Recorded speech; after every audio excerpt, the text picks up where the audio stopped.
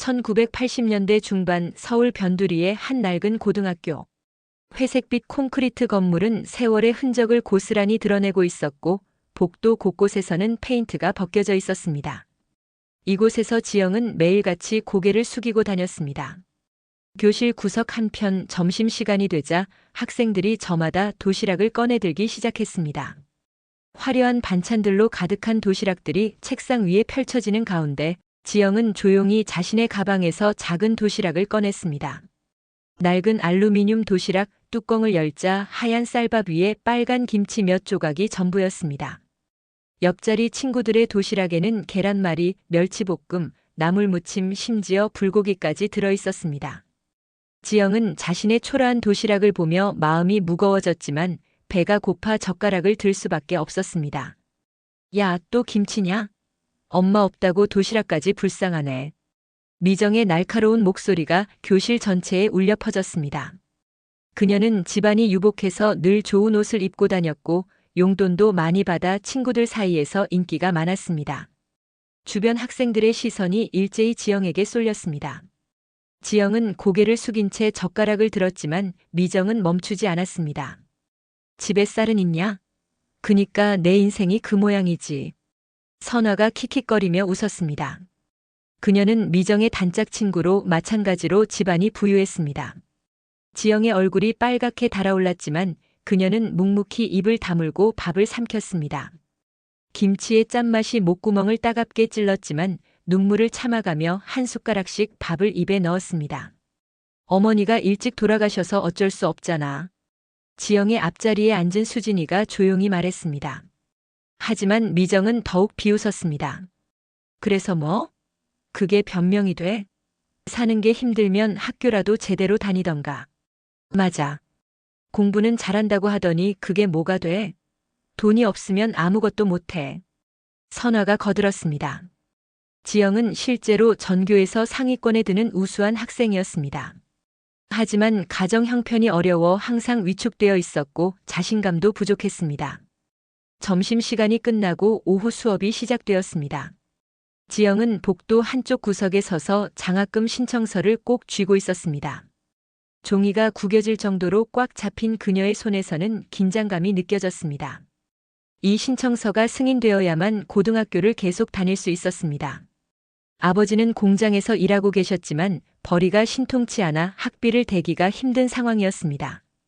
미정이 친구들과 함께 복도를 지나가다 지영을 발견하고는 비꼬듯 말했습니다. 가난하니까 장학금이나 받아봐라. 가난은 가난밖에 못 낳아 평생 그렇게 살 거다. 선화가 웃으며 덧붙였습니다. 돈 없으면 세상에 아무것도 못해. 알아둬라. 지영은 눈물을 애써 참았습니다. 손에 쥔 신청서가 더욱 구겨졌지만 그녀는 꿋꿋이 서 있었습니다. 복도를 지나다니는 학생들의 시선이 부담스러웠지만 포기할 수는 없었습니다. 이것이 유일한 희망이었으니까요. 선생님 오신다.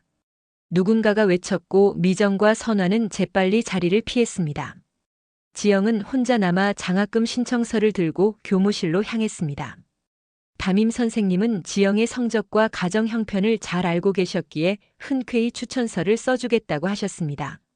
지영아, 너는 분명히 훌륭한 사람이 될 거야. 지금 힘들어도 포기하지 마라. 선생님의 따뜻한 말씀에 지영은 처음으로 작은 희망을 품었습니다. 하지만 집으로 돌아가는 길 좁은 골목길을 걸으며 지영의 마음은 다시 무거워졌습니다. 작은 연탄집에 도착하자 아버지가 시커먼 얼굴로 힘겹게 돌아오셨습니다. 아빠, 장학금 신청했어요. 지영이 조심스럽게 말씀드렸습니다. 아버지는 피곤한 얼굴에 미안한 표정을 지으셨습니다. 미안하다, 지영아. 아빠가 무능해서. 아니에요, 아빠. 저 열심히 해서 꼭 장학금 받을게요. 그날 밤 지영은 작은 책상 앞에 앉아 공부에 매진했습니다. 어두운 전구 불빛 아래서도 그녀의 눈빛은 결연했습니다. 언젠가는 이 가난에서 벗어나겠다는 다짐을 하며 밤늦게까지 책을 펼쳤습니다. 며칠 후 체육 시간이었습니다. 학생들은 운동장에서 배구를 하고 있었는데 지영은 운동 신발이 낡아서 자꾸 미끄러졌습니다. 새 운동화를 사달라고 아버지께 말씀드리기도 어려운 상황이었습니다. 야, 지영아. 신발 좀 바꿔라. 우리 팀 점수 깎아먹겠다. 미정이 큰 소리로 지영을 질책했습니다. 다른 학생들이 지영을 쳐다보자 그녀의 얼굴이 빨갛게 달아올랐습니다. 신발도 제대로 못 신고 와서 정말 한심하다. 선화가 고개를 절레절레 흔들었습니다. 지영은 아무 말도 하지 못하고 그 자리에 서 있었습니다. 새 운동화를 신고 싶어도 현실적으로 불가능했기 때문입니다. 우리 엄마가 그러는데 가난한 집 애들은 공부만 잘해도 소용없대. 결국 돈이 있어야 뭐든 할 수 있다고. 미정이 계속해서 지영을 공격했습니다. 주변 학생들은 어색한 분위기를 느꼈지만 미정이 무서워서 아무도 지영을 편들지 못했습니다. 수업이 끝나고 교실로 돌아가는 길 지영은 화장실에서 혼자 울었습니다. 거울에 비친 자신의 모습이 초라해 보였고 앞으로의 인생도 막막하게만 느껴졌습니다. 하지만 곧 마음을 다잡았습니다. 울어서 해결될 일이 아니었으니까요. 그 주 말 지영은 교무실로 불려갔습니다. 장학금 심사 결과가 나온 것이었습니다. 담임 선생님은 환한 미소를 지으며 말씀하셨습니다. 축하한다, 지영아. 장학금 받게 됐어. 지영의 눈에 기쁨의 눈물이 맺혔습니다. 드디어 학비 걱정 없이 공부에 전념할 수 있게 되었습니다. 하지만 기쁨도 잠시 교실로 돌아가자 미정과 선아가 비아냥거렸습니다. 장학금 받은 거 봐라. 역시 불쌍한 애들한테는 이런 혜택이 있어. 우리는 돈 내고 다니는데 공짜로 다니니까 좋겠네. 두 사람의 말에 지영은 마음이 아팠지만 이제는 굴복하지 않았습니다. 오히려 더욱 열심히 공부해서 실력으로 인정받겠다고 다짐했습니다. 고등학교를 졸업한 후 지영은 장학금을 받으며 서울의 한 대학에 진학했습니다. 전공은 교육학이었습니다. 어려운 환경에서 자라면서 교육의 중요성을 절감했고 훗날 학생들을 가르치고 싶었습니다. 대학 시절에도 생활은 여전히 빠듯했습니다. 아르바이트를 하며 학비와 생활비를 벌어야 했고 도서관에서 밤늦게까지 공부하는 일이 다반사였습니다. 하지만 지영은 포기하지 않았습니다. 오히려 이런 어려움이 자신을 더욱 단단하게 만들어주고 있다고 생각했습니다. 대학 3학년 때 지영은 같은 학과의 철수를 만났습니다. 그는 지영의 진실한 마음과 강인한 정신력의 매력을 느꼈고 지영 역시 철수의 따뜻하고 성실한 성격에 호감을 갖게 되었습니다. 두 사람은 서로의 꿈을 지지하며 사랑을 키워나갔습니다. 지영아, 우리 선생님이 되어서 아이들을 가르치고 우리 함께 세상에 도움이 되는 사람이 되자. 철수의 말에 지영은 깊이 감동했습니다. 두 사람은 서로의 든든한 버팀목이 되어주었고 어려운 현실을 함께 극복해 나갔습니다. 대학을 졸업한 후 지영은 초등학교 교사가 되었습니다. 두 사람은 서로의 꿈을 이루며 결혼했고 얼마 후 아들 민석이를 얻었습니다. 지영은 임신 중에도 계속 가르치는 일을 했습니다. 학생들을 사랑하는 마음이 컸고 특히 어려운 환경의 아이들에게는 더욱 세심한 관심을 기울였습니다. 자신이 경험했던 아픔을 다른 아이들은 겪지 않게 해주고 싶었기 때문입니다. 선생님, 저도 커서 선생님 같은 사람이 되고 싶어요. 담임을 맡은 한 학생이 지영에게 말했습니다.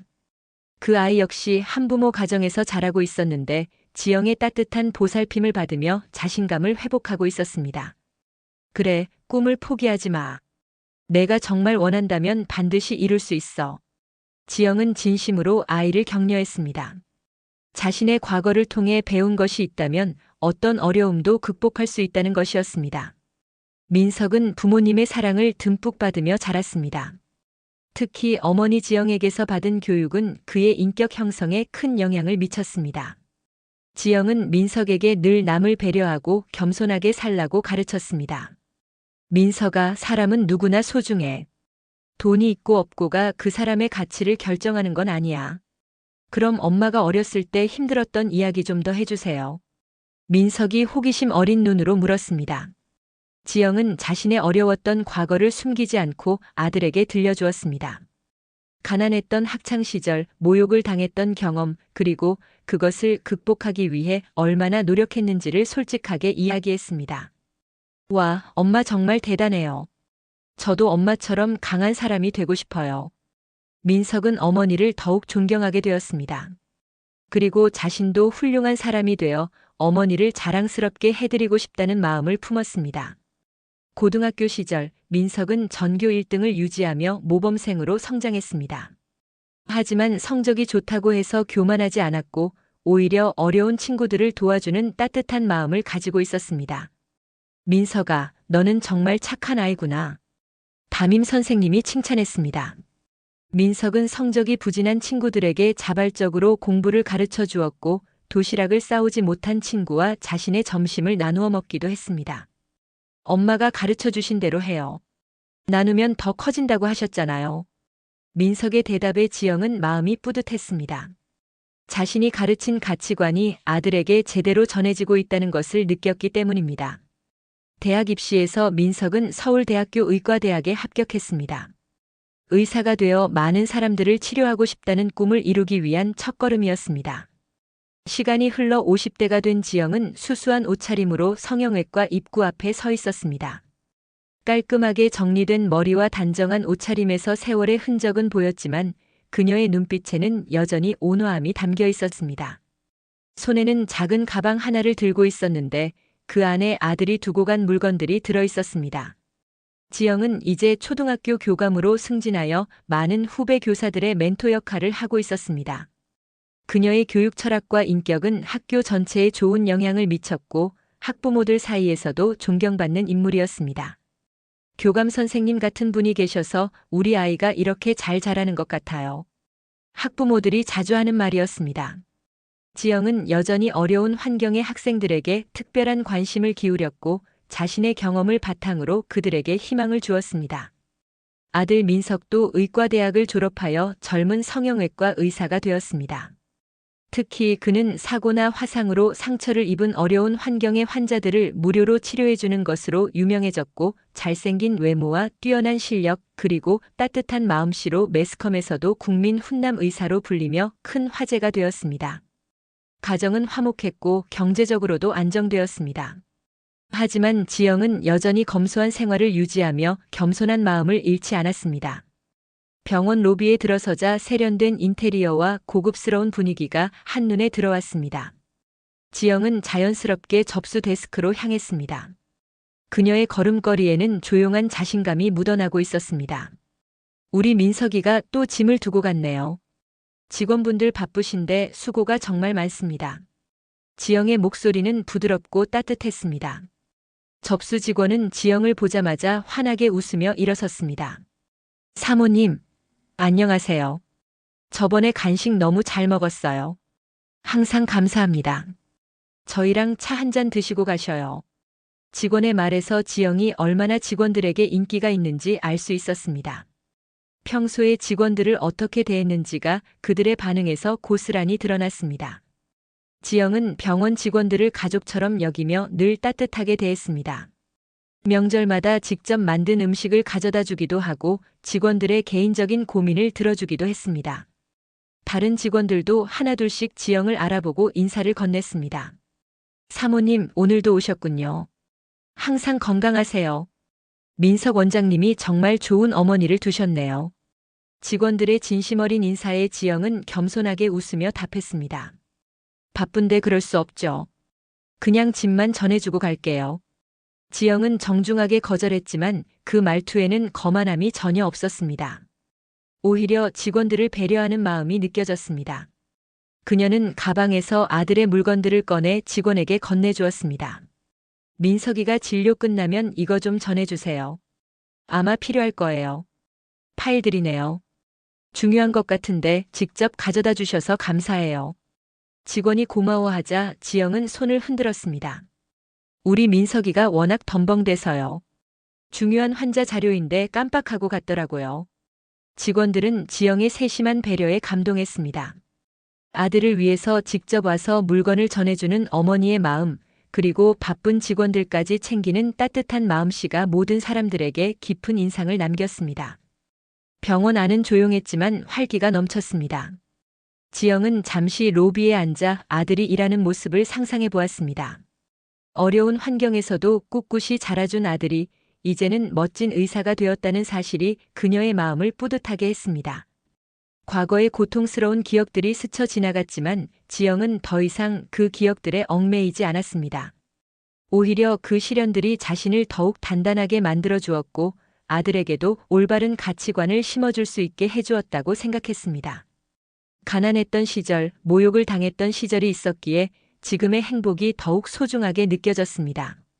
로비 한쪽에서 시끄러운 목소리가 들려왔습니다. 명품 가방과 화려한 옷차림으로 치장한 두 여자가 상담을 기다리며 큰 소리로 떠들고 있었습니다. 바로 미정과 선아였습니다. 세월이 흘렀지만 그들의 거만한 태도는 여전했습니다. 미정은 이제 중견기업 사장의 아내가 되어 경제적으로 여유로운 생활을 하고 있었습니다. 하지만 그녀의 성격은 학창시절과 크게 달라지지 않았습니다. 여전히 남을 무시하고 자신의 지위를 과시하는 것을 즐겼습니다. 선아 역시 성공한 사업가와 결혼하여 부유한 생활을 하고 있었습니다. 두 사람은 정기적으로 만나 과거를 그리워하며 자신들의 현재 상황을 자랑하곤 했습니다. 여기 진짜 유명한 곳이래. 연예인들도 많이 온다던데? 미정이 과시하듯 말했습니다. 그녀의 손목에는 수천만 원짜리 시계가, 목에는 굵은 금목걸이가 걸려 있었습니다. 선아 역시 온몸에 명품으로 치장하고 있었습니다. 당연하지. 우리 같은 사람이 와야 하는 곳이야. 여기 상담비만 해도 보통 사람 월급이라던데. 선아가 콧방귀를 뀌며 대답했습니다. 두 사람은 자신들의 경제적 지위를 과시하려는 듯 계속해서 큰 소리로 떠들어댔습니다. 나는 눈 밑 지방 제거만 하려고 왔는데 상담받고 보니 코도 좀 높여야 할 것 같더라.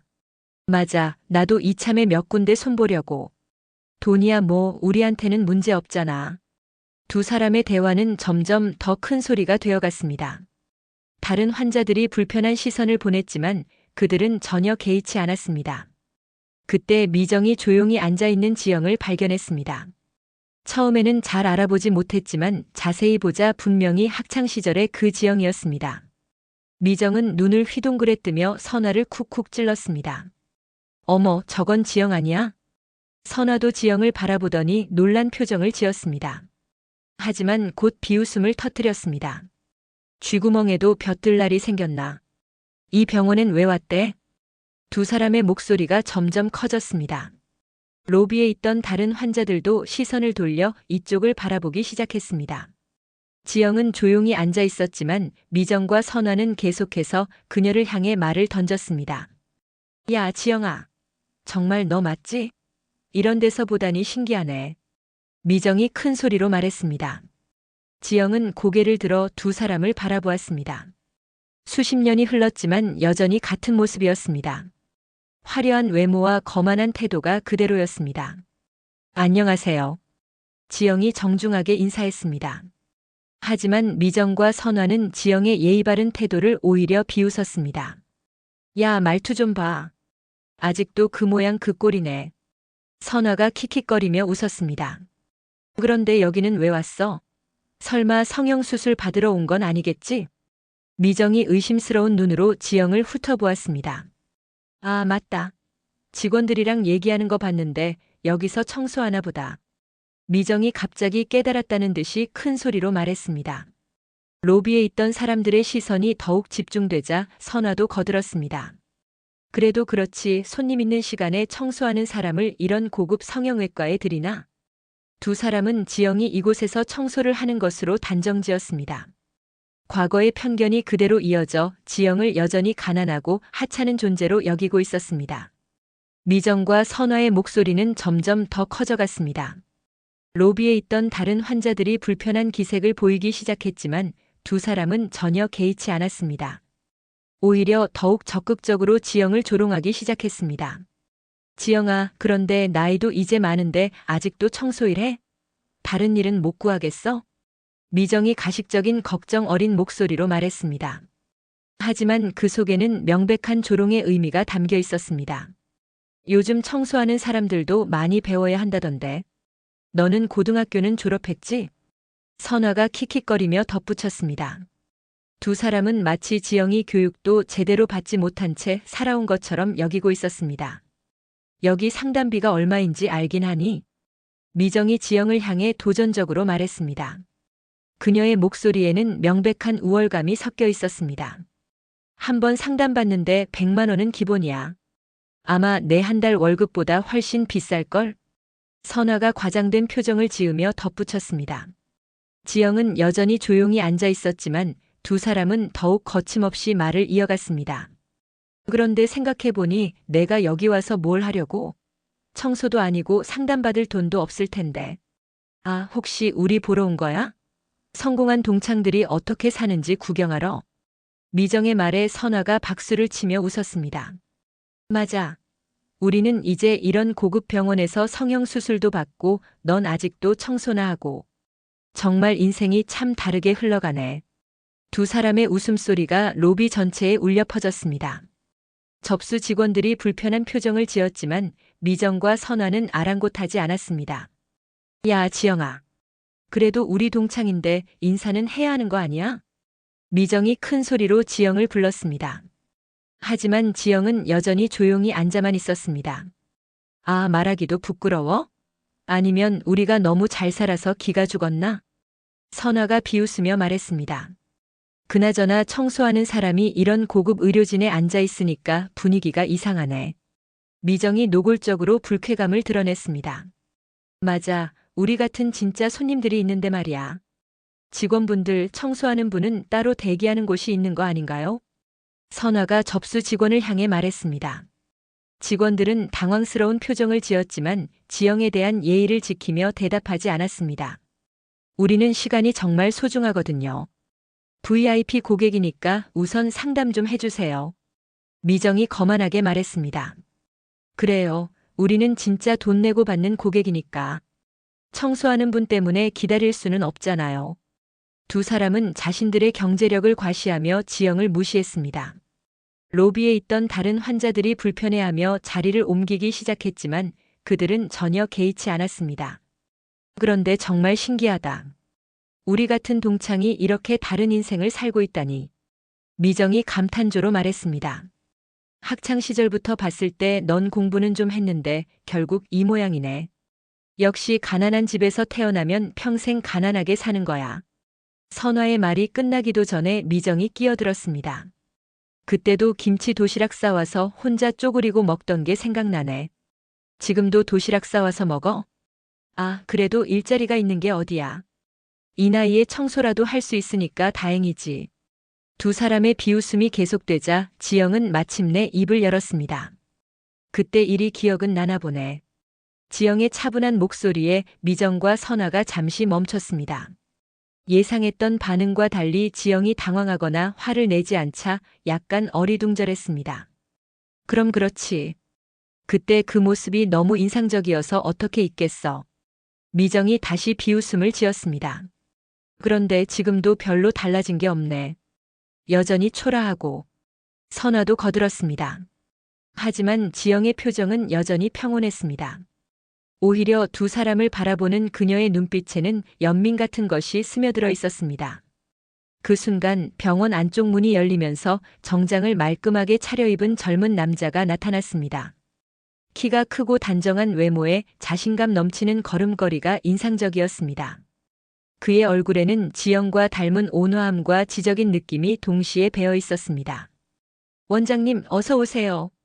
직원들이 일제히 일어서며 공손하게 인사했습니다. 로비에 있던 환자들도 호기심 어린 눈빛으로 그를 바라보았습니다. 미정과 선아 역시 젊고 잘생긴 원장의 등장에 눈빛이 달라졌습니다. 어머, 원장님이 저렇게 젊으셔? 미정이 작은 목소리로 선아에게 귓속말했습니다. 실제로 보니 더 훈남이네. 우리 운이 좋았나 봐. 선아도 흥분된 목소리로 대답했습니다. 두 사람은 갑자기 단정한 자세로 앉으며 원장에게 좋은 인상을 남기려고 애썼습니다. 그들의 계산은 간단했습니다. 젊고 실력 있는 의사에게 좋은 인상을 남겨서 더 나은 서비스를 받고 싶었던 것입니다. 그런데 젊은 원장이 지영을 발견하자 갑자기 환한 미소를 지으며 다가왔습니다. 그의 걸음걸이가 빨라졌고 얼굴에는 기쁨이 가득했습니다. 엄마, 직접 오셨네요. 짐 무거웠죠? 민석이 지영에게 다정하게 말했습니다. 그의 목소리에는 어머니에 대한 깊은 사랑과 존경이 담겨 있었습니다. 지영은 조용히 미소를 지으며 일어났습니다. 괜찮아. 무겁지 않았어. 지영의 대답도 자연스럽고 따뜻했습니다. 모자 사이의 깊은 유대감이 한눈에 느껴졌습니다. 미정과 선화는 순간 멍해졌습니다. 방금 전까지 청소부라고 조롱하던 그 지영이 이 젊고 잘생긴 원장의 어머니라는 사실이 믿어지지 않았습니다. 두 사람의 얼굴이 순식간에 하얗게 변했습니다. 어머니시라고요? 미정이 떨리는 목소리로 물었습니다. 하지만 민석은 미정의 말을 듣지 못한 듯 지영에게만 집중하고 있었습니다. 제가 어머니 또 뵙고 싶어서 실수로 놓고 갔나 봐요. 그래도 무거우니 다음부터는 제가 직접 가져갈게요. 민석이 지영의 손에서 가방을 받아들며 말했습니다. 그의 목소리에는 어머니를 걱정하는 마음이 가득했습니다.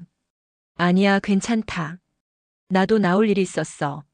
지영이 자연스럽게 대답했습니다. 두 사람의 대화를 듣고 있던 직원들은 따뜻한 미소를 지었습니다. 평소 지영이 얼마나 좋은 분인지 그리고 민석이 얼마나 효자인지를 모두 알고 있었기 때문입니다. 선화는 입을 벌린 채 두 사람을 바라보고 있었습니다. 방금 전까지의 자신들의 행동이 얼마나 큰 실수였는지 깨닫기 시작했습니다. 어머니, 여기 앉으세요. 편한 자리로 안내해 드릴게요.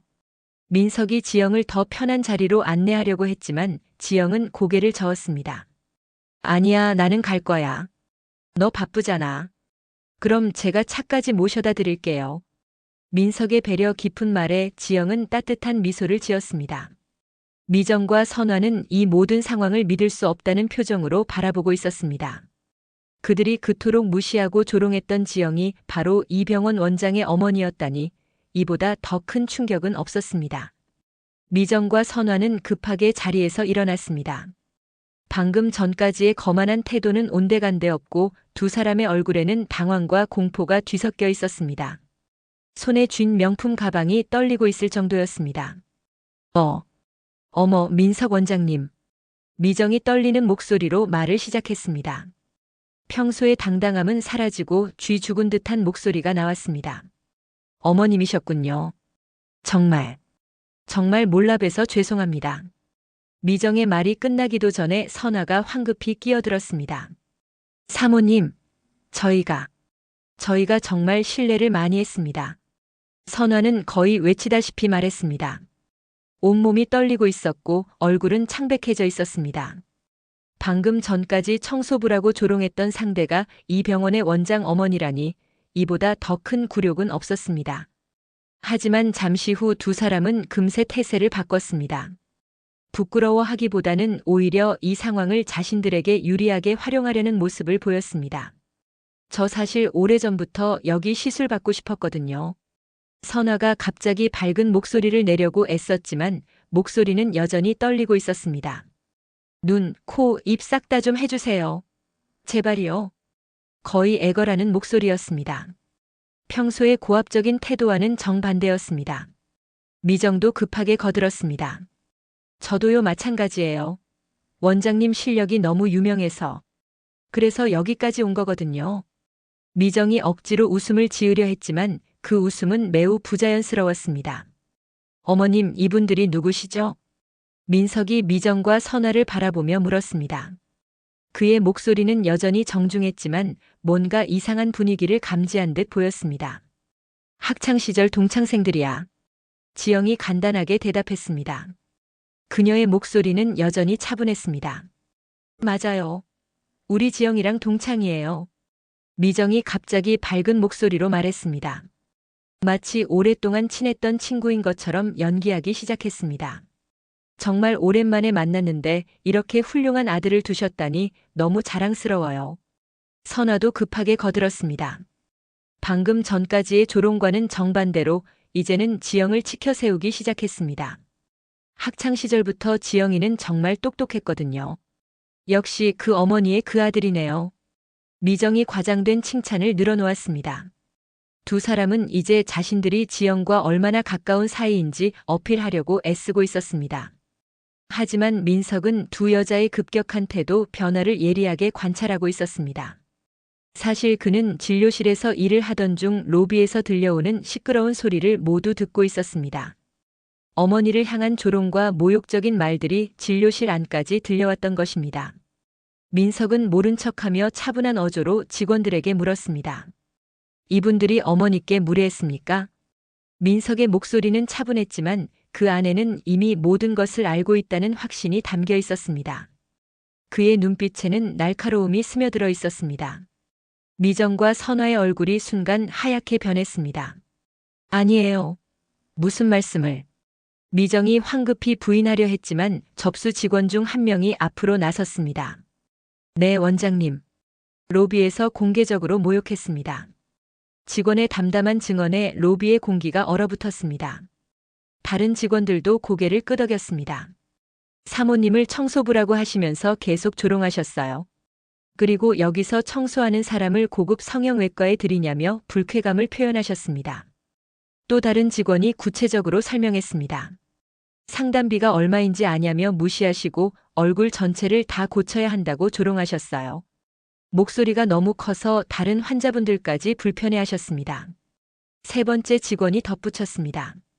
그들은 평소 지영이 얼마나 따뜻하고 좋은 분인지 잘 알고 있었기에 두 여자의 행동을 용납할 수 없었습니다. 몇몇 환자분들은 자리를 옮기기까지 하셨어요. 병원 분위기를 완전히 망쳐놓으셨습니다. 네 번째 직원이 추가로 증언했습니다. 미정과 선화는 이제 완전히 궁지에 몰렸습니다. 자신들의 모든 행동이 그대로 폭로되자 어떻게 변명해야 할지 몰랐습니다. 민석의 표정이 차갑게 변했습니다. 평소의 온화한 모습은 온데간데 없고 냉정한 의사의 면모가 드러났습니다. 앞으로 저희 병원엔 이런 손님 받지 마세요. 민석의 명령은 단호했습니다. 직원들이 일제히 고개를 끄덕였습니다. 그리고 병원 블랙리스트에도 올려놓으세요. 다른 협력 병원들과도 정보를 공유하겠습니다. 민석의 두 번째 명령에 미정과 선화는 완전히 절망했습니다. 이는 단순히 이 병원에서만 거부당하는 것이 아니라 다른 병원들에서도 진료를 받기 어려워진다는 뜻이었습니다. 그때 병원 안쪽에서 경호팀이 나타났습니다. 이들은 평소 유명인들이나 중요한 고객들의 안전을 담당하는 전문 인력이었습니다. 고객님들, 병원 방침상 더는 진료가 어렵습니다. 나가주시죠. 경호원의 정중하지만 단호한 말에 미정과 선화는 완전히 패닉 상태가 되었습니다. 네, 원장님. 아니요, 저희가. 미정이 떨리는 목소리로 애원했습니다. 하지만 민석은 더 이상 그들을 바라보지도 않았습니다. 쌍꺼풀만이라도. 제발이요.